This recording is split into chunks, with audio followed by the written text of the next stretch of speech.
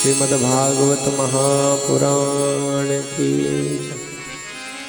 जय जय श्री राधे।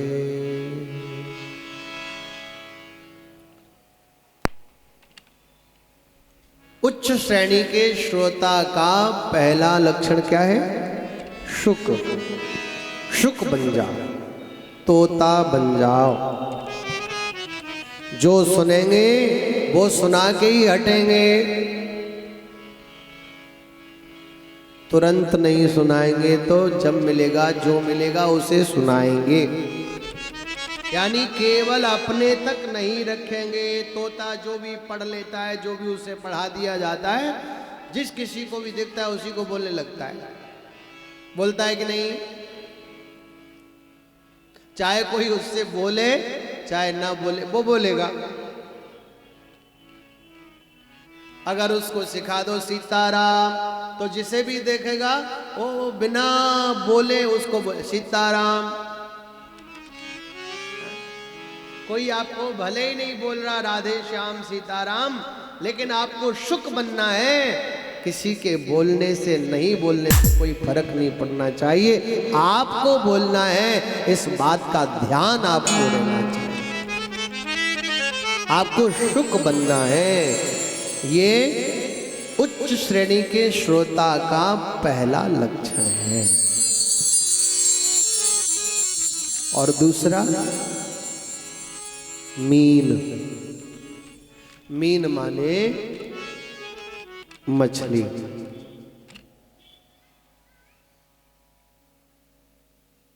मछली जल के बिना रहती है क्या? बोलो, रहती है क्या?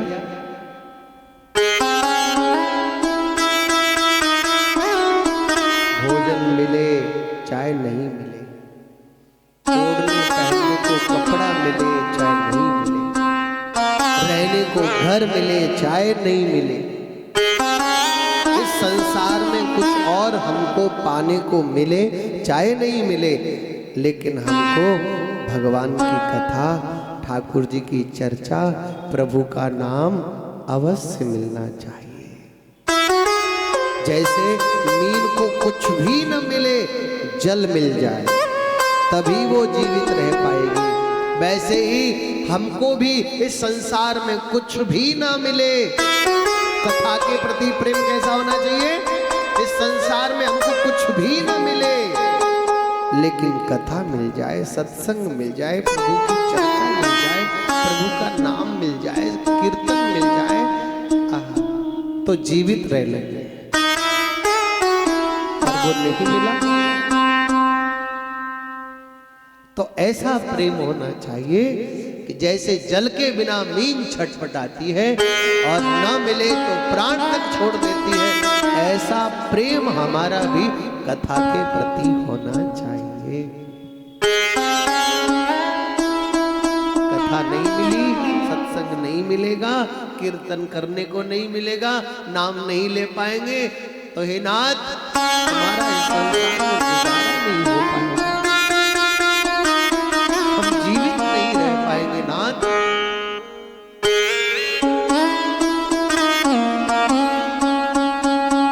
और जीना नहीं चाहते ऐसी इच्छा हमें रखनी चाहिए, प्रभु से कहना चाहिए नहीं जीना नाथ। जैसे जल के बिना मीन छटपटाती है, वैसे ही जीवन में हरि कथा न मिले, प्रभु चर्चा, प्रभु नाम न मिले, प्रभु नाम में हमारा समय न व्यतीत हो,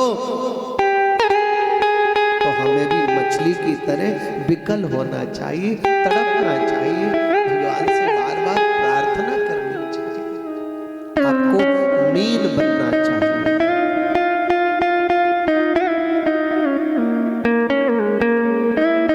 माता बहनों बंधु, तीसरा उच्च श्रेणी के श्रोताओं का लक्षण है हंस। जो हमारे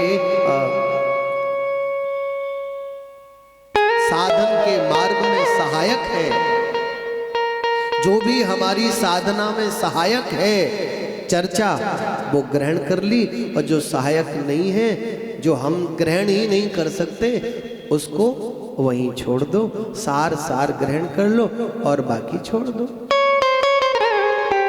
दूध में चाहे जितना पानी मिलाओ, पानी में चाहे जितना दूध मिलाओ और हंस को छोड़ दो। दूध दूध पी लेगा और पानी पानी छोड़ देगा। वैसे ही हमको भी जो हमारी साधना के लिए अनुकूल है, जो भी हमारे पूजा पाठ में सहायक वाणी है, जो हमारी साधना के लिए सहायक चर्चा है, उसको हमें ग्रहण कर लेना चाहिए। और जो हम ग्रहण नहीं कर पा रहे हैं, जो साधना के लिए भी हमारे लिए काम नहीं आ पा रही है, उसे ग्रहण नहीं करना चाहिए। मतलब कि सार को ग्रहण करें, हंस बने।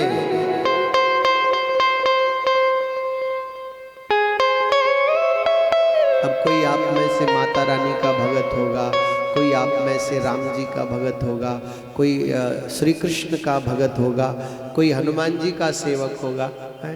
तो हनुमान जी की साधना के लिए कथा में कौन कौन सी बात आई वो ग्रहण कर ली, बाकी बातें छोड़ दी। क्योंकि एक ही साधे सब सदे, सब साधे सब जाए। राम जी के लिए जो बातें अच्छी लगी वो ग्रहण कर ली,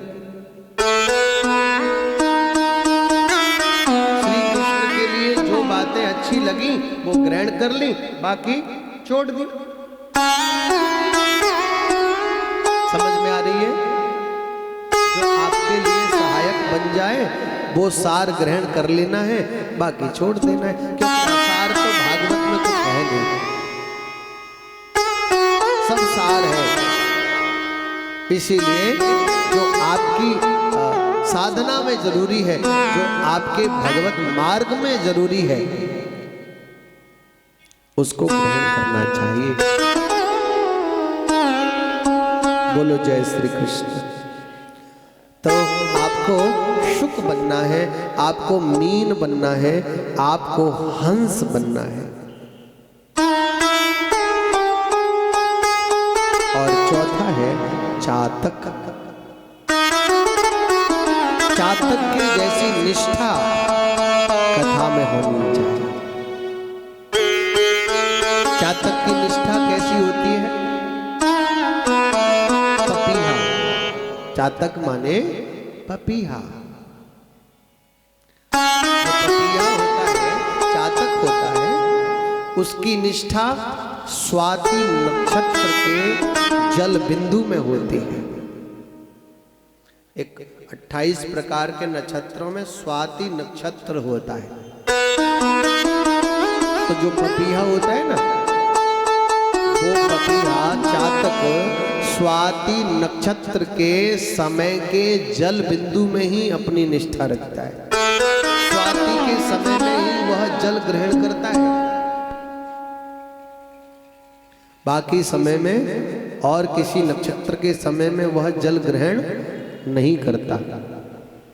इसका मतलब हमारी निष्ठा केवल भगवान की चर्चा में होनी चाहिए, हमारी निष्ठा केवल भगवान के नाम में होनी चाहिए, हमारी निष्ठा केवल भगवान की सेवा में होनी चाहिए, हमारी निष्ठा भागवत को श्रवण करने में होनी चाहिए। व्यर्थ की चर्चा सुनावे तो हाथ जोड़ लो, भैया तुम्हारे हाथ जोड़े, हमको व्यर्थ की चर्चा मत सुनाओ। लेकिन हम लोग क्या करते हैं, कोई कैसी भी बात करने लग जाए इंटरेस्ट लेने लग जाता है।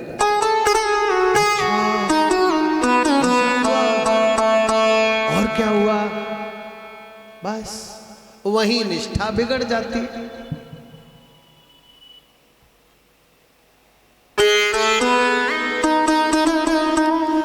भगवान की चर्चा के अलावा, प्रभु के नाम के अलावा, उनके स्मरण के अलावा कुछ भी हमारे जीवन में प्रवेश ना करे,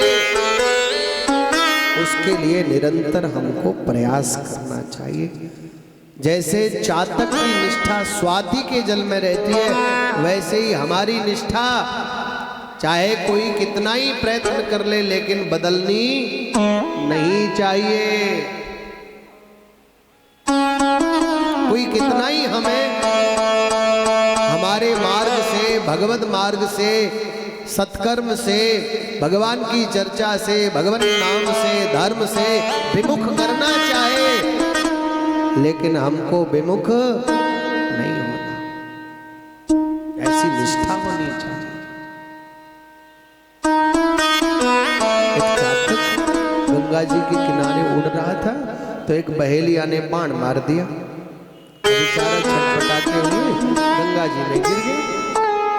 और जो गंगा जी में गिरा, तो गंगा जी में गिरते ही वहां पर और जितने भी पंछी थे सबने कहा, और जितने भी लोग बाग वहां किनारे पे थे सबने कहा, अरे चातक भैया तुम तो बड़े सौभाग्यशाली हो, बताओ वो गंगा जी का तट हो, यमुना का बंसी बट हो, मेरा सांवरा निकट हो, तब प्राण तन से निकले। बताओ तुम तो गंगा जी में ही गिरे हो।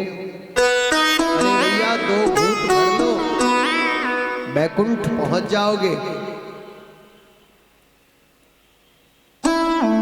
सबने कहा तो चातक को 2-4 बूंद तो ग्रहण कर ही लेनी चाहिए थी, लेकिन चातक ने गंगा जी में गिरते ही अपनी चोंच को पलट लिया,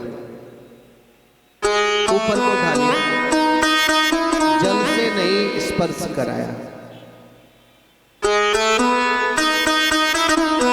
चातक ने कहा भैया आप ठीक कहते हो, गंगा जी वैकुंठ प्रदायिनी है, भक्ति प्रदायिनी है, विष्णुपदी है, लेकिन हमारे लिए तो स्वाति का जल ही गंगा है। क्या कहा चातक ने? हमारे लिए तो स्वाति का जल ही गंगा है। इतना कहके चोंच को पलट लिया और गंगा जल उसने ग्रहण नहीं किया। उसके परिवार वाले आए, बाहर निकाल लिया, किनारे पे रख लिया।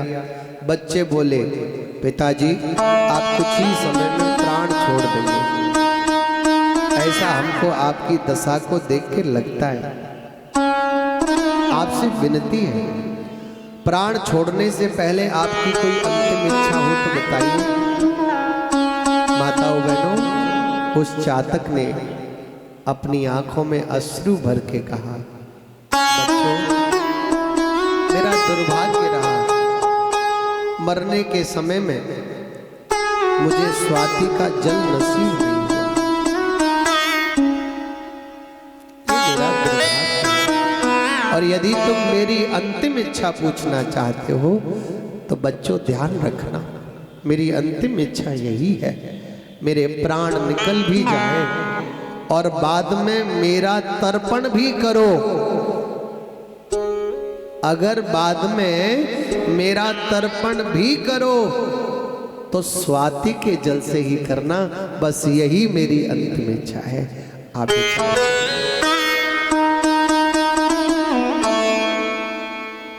ऐसी होनी चाहिए निष्ठा।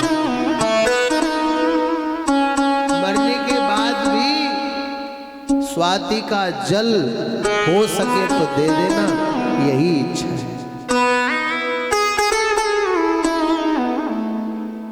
भगवान से हमको यही प्रार्थना करनी चाहिए, बिहारी जी से यही निवेदन करना चाहिए, नाथ इस जीवन में जीते जी जितने भी दिन जिए, आप जितने भी दिन इस संसार में हमको रखना चाहो,